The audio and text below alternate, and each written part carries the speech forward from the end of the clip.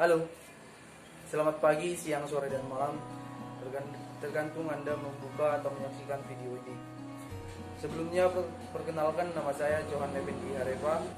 Saya mahasiswa dari Institut Pendidikan Tapanuli Selatan, Program Studi Pendidikan Ekonomi Konsentrasi Akuntansi. Kebetulan dalam hal ini saya sedang melaksanakan program praktek pengalaman lapangan atau PPL di SMK Negeri 1 Lumut, khususnya jurusan akuntansi dan keuangan lembaga. Melihat situasi dan kondisi kita sedang berada di dalam situasi pandemi COVID-19 yang memungkinkan kita tidak dapat melaksanakan pembelajaran secara tatap muka karena kita harus tetap melaksanakan atau mematuhi protokol kesehatan, yaitu tetap menjaga jarak. Maka dari itu saya akan menyampaikan materi yang akan saya bawakan melalui video pembelajaran berikut ini, yaitu pengisian SPT tahunan orang pribadi. Baik, langsung saja kita masuk pada video pembelajaran kita kali ini, pengisian surat pemberitahuan tahunan SPT orang pribadi. Jenis penghasilan yang dilaporkan wajib pajak orang pribadi yaitu yang pertama, penghasilan neto dalam negeri dari usaha dan pekerjaan bebas. Yang kedua, penghasilan neto dalam negeri sehubungan dengan pekerjaan. Dan yang terakhir, penghasilan neto dalam negeri lainnya. Kewajiban mengisi dan menyampaikan SPT tahunan wajib pajak orang pribadi. Wajib pajak orang pribadi harus melaporkan penghasilan yang diperoleh dalam waktu 1 tahun.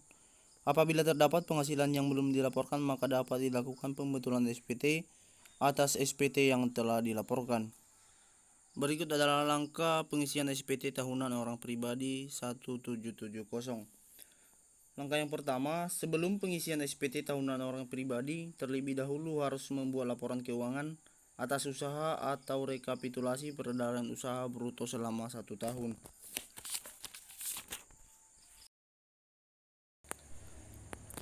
Langkah yang kedua, dalam mengisi SPT tahunan orang pribadi, sebaiknya mulai diisi dari halaman terakhir, yaitu daftar jumlah peredaran bruto dan pembayaran PPh final berdasarkan Peraturan Pemerintah Nomor 46 Tahun 2013.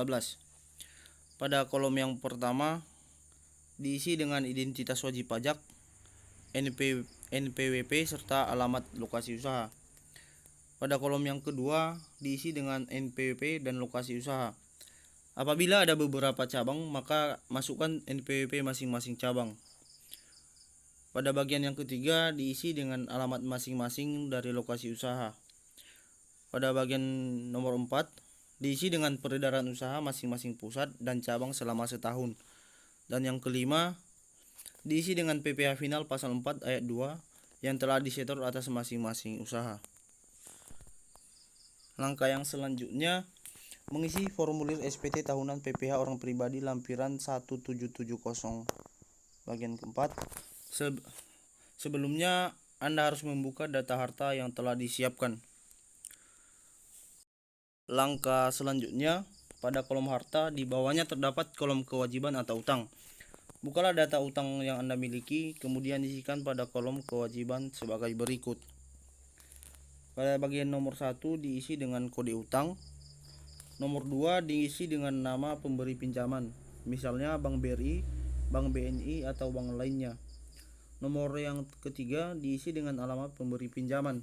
Nomor 4 diisi dengan tahun dilakukannya peminjaman. Nomor 5 diisi dengan jumlah pinjaman yang tersisa pada akhir tahun. Langkah yang kelima, pada bagian C dalam gambar berikut ini harus diisi dengan daftar tanggungan yang Anda miliki. Pada bagian nomor 1 diisi dengan nama anggota keluarga Anda, istri, dan anak-anak. Nomor yang kedua diisi dengan NIK sesuai dengan yang ada pada kartu keluarga. Nomor yang ketiga diisi dengan hubungan anggota keluarga. Dan nomor yang keempat diisi dengan pekerjaan. Langkah selanjutnya, melakukan pengisian formulir SPT tahunan orang pribadi lampiran 17703. Pada lampiran ketiga ini, Anda harus mengisi data penghasilan Anda yang bersifat final. Di antaranya ada bunga deposito, hadiah, penjualan tanah dan bangunan atau penghasilan final. Pada bagian nomor 1 diisi sama dengan langkah 3 nomor 1 sampai 4. Nomor yang kedua, pada bagian A nomor 16, yakni penghasilan lain yang dikenakan pajak final dan bersifat final diisi dengan total peredaran usaha bruto setahun. Nilainya harus sama dengan total peredaran usaha pada langkah 1 atau 2. Langkah yang selanjutnya, lampiran 17702 berfungsi untuk melaporkan pemotongan atau pemungutan oleh pihak lain. Apabila Anda memiliki bukti potong yang dilakukan oleh pihak lain, maka harus mengisi kolom-kolom yang tersedia.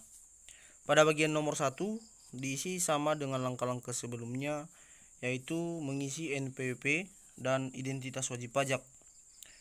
Pada bagian nomor 2, diisi sesuai bukti potong yang Anda miliki, yaitu nama pemotong pemungut pajak, NPWP pemotong atau pemungut pajak, bukti pemotong atau pemungutan, jenis pajak PPh pasal 21, dan jumlah PPh yang dipotong atau dipungut. Langkah yang selanjutnya, apabila sebelumnya sudah melakukan pengisian dengan lengkap, maka dapat dilanjutkan ke lampiran 17701. Lampiran ini diisi khusus bagi wajib pajak yang menggunakan pembukuan. Apabila tidak ada, maka tidak perlu melakukan pengisian.